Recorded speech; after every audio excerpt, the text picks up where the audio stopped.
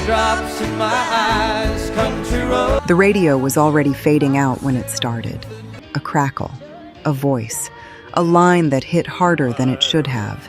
Small-town kitchens, dusty pickup trucks, neon bars at 2 a.m. These songs weren't supposed to matter. Some were ignored. Some were rejected. Some nearly disappeared before anyone heard them. But then something changed, and nobody saw it coming. These are the country songs that people didn't just listen to. They couldn't skip. Number 10. It was 1990 when Garth Brooks released Friends in Low Places.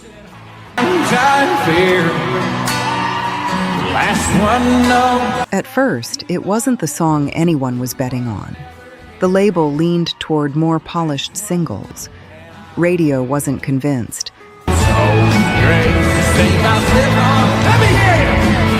A drinking anthem about heartbreak and class divide? Risky. So why didn't it hit immediately?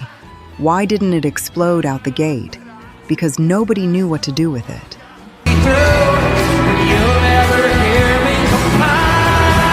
And that's when everything almost stalled. But then, the live shows started.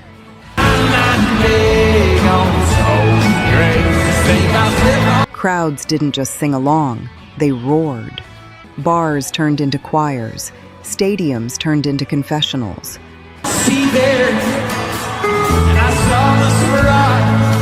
The song hit number 1 on the Billboard Hot Country Songs chart and won Single of the Year at the 1991 CMA Awards. Not polished.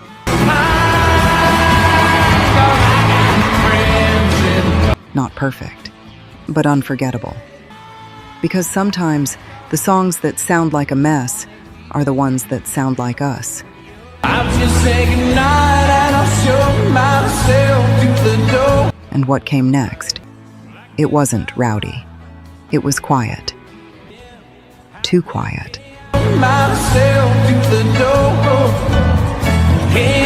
Number 9. In 1971, John Denver released Take Me Home Country Roads. Soft. Older than the trees. Gentle. Almost too simple. Some stations passed on it early. Too folk. Not country enough. It didn't fit the Nashville mold. Younger than the mountains, growing like the breeze. So why did it struggle at first? Because it didn't belong anywhere. And for a moment, it looked like it never would. Dark and dusty. But then, listeners found it. Late-night radio spins, road trips, word of mouth. People didn't just hear it, they felt it. Driving down the road, I get a feeling that It climbed to number 2 on the Billboard Hot 100. Not just country, everywhere. A song about West Virginia written by outsiders became a national anthem. Mine is a lady, stranger to blue. Because sometimes home isn't a place. It's a feeling you didn't know you were missing. And the next song, it cut a lot deeper.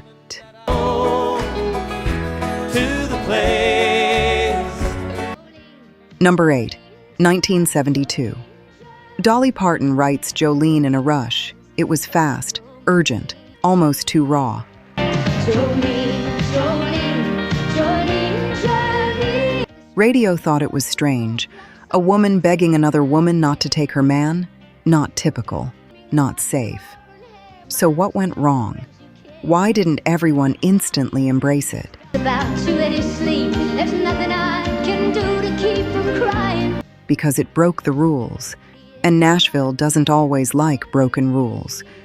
But then, listeners leaned in. That haunting repetition, that vulnerability, that honesty.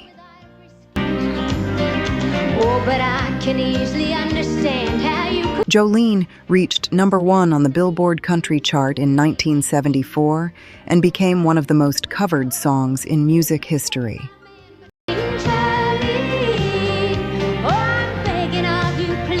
Not powerful because it shouted, powerful because it pleaded. And just when country was finding its voice, one song almost silenced everything. Please don't take him just because you can. Number 7, 2000 Johnny Cash Records' Hurt, a cover. myself today. From an aging legend, not even originally country. Radio hesitated. Fans were unsure. The old familiar This wasn't the Man in Black they remembered, so why didn't it land immediately? Because it felt needle tears a hole. uncomfortable, too real, too final. And that's when everything shifted. His friend. Every The video dropped, black and white, fragile, honest. everything. What have I? Suddenly, the world saw not a legend, but a man. Everything. What The song didn't top country charts. It didn't need to. It won a Grammy and became one of the most powerful recordings of all time. I know goes away. Because sometimes the loudest songs are whispered at the end. In the And the next one? It didn't whisper. It warned. have it all. My Number 6, 1968. Merle Haggard releases Mama Tried.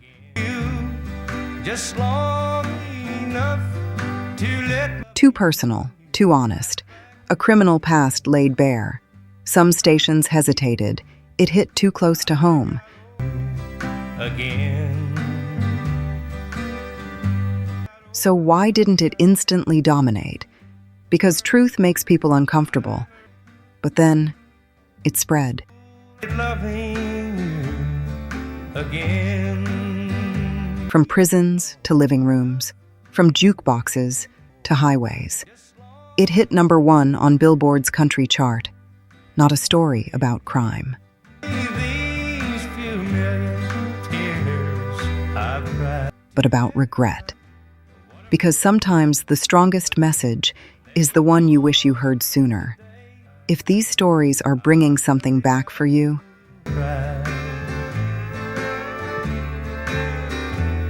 go ahead and subscribe. There's a lot more where this came from. But what comes next? This one rewrote the rules entirely. I should have known the worst. Number 5, 2012 Florida-Georgia line drops Cruise. You make me wanna roll my windows down and cruise. Too pop, too modern. Traditionalists pushed back hard. Radio debated it. Critics dismissed it. Georgia water thought, oh good Lord, she had them long tan legs, couldn't. So what went wrong? Or better question, what didn't fit? Everything. And then, Roll my windows down and cruise down a back. the fans took over. Streaming exploded. Downloads skyrocketed. Cruise became the best-selling digital country song of all time Oh good Lord, she had them long tan legs, couldn't help myself and so. spent 24 weeks at number 1 on the Hot Country Songs chart. Not traditional, not classic, but unstoppable. You a song, you make me wanna roll my windows down and cruise. Because sometimes the future doesn't ask for permission. And the next one? It didn't change the sound. It changed the soul. That's what I'm talking about. She was sipping on. Number 4, 1996. Shania Twain releases You're Still the One. Far we've come up, baby. We might have took the long. Slow, emotional, different from her upbeat hits. Radio wasn't sure. You're still the one I want. Fans expected something else, so why didn't it explode immediately? because it wasn't what people thought they wanted. But then, A long way. We knew we'd get there. it lingered. Weddings, first dances, late-night drives. It reached number 2 on the Billboard Hot 100 and won 2 Grammys. Better we beat the odds to Because sometimes love songs don't shout, they stay. And the next one? It almost disappeared completely. we would be missing.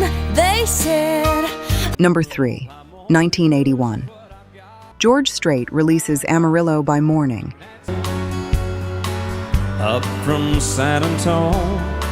It barely cracked the top 10, peaking at number 4.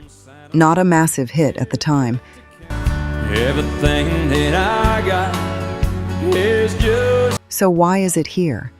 Because something didn't add up. A song this good shouldn't fade. they took my saddle in Houston, broke my leg. But for a while, it did. Then came the live shows. Crowds didn't just sing it, they owned it. Amarillo by morning, Amarillo out. It became one of the most beloved country songs ever, despite never hitting number 1. Because charts measure moments, Along the way. but fans measure forever. And this next one, it broke hearts in real time. They took my saddle in Houston. Number 2, 1975. Willie Nelson releases Blue Eyes Crying in the Rain. Eyes crying in rain. Minimal, bare, almost empty. Radio expected more production, more polish. Dying yonder. So why didn't it instantly dominate? Because it sounded unfinished. But then, it connected.